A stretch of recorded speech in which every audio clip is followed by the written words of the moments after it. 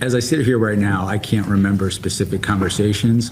I do remember that we knew that a sort of First Amendment defense would be part of the case, and I think when I mentioned to you earlier about how to frame the case, we wanted to make clear that this was not about trying to interfere with anyone's First Amendment rights, that this was a fraud, and as you know, under Supreme Court precedent, fraud is not protected by the First Amendment, and so in my mind it was important to make that clear in the indictment, and that's why when we litigated this issue before the district court, we prevailed. But the president's statements that he believed the election was rife with fraud, those certainly are statements that are protected by the First Amendment, correct? Absolutely not if they are made to target a lawful government function and they are made with knowing falsity. No, they're not. That was my point about fraud not being protected by the First Amendment.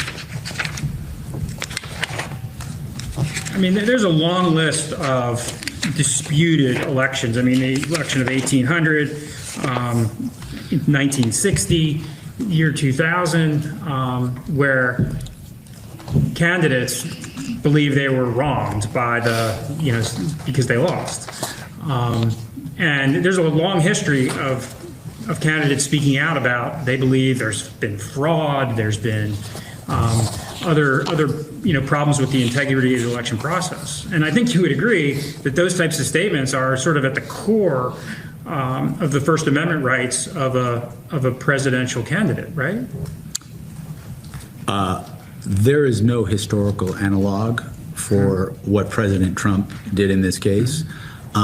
As we said in the indictment, he was free to say that he thought he won the election. He was even free to say falsely that he won the election. But what he was not free to do was violate federal law and use knowingly false statements about election fraud to target a lawful government function. That he was not allowed to do. And that differentiates this case from any past history.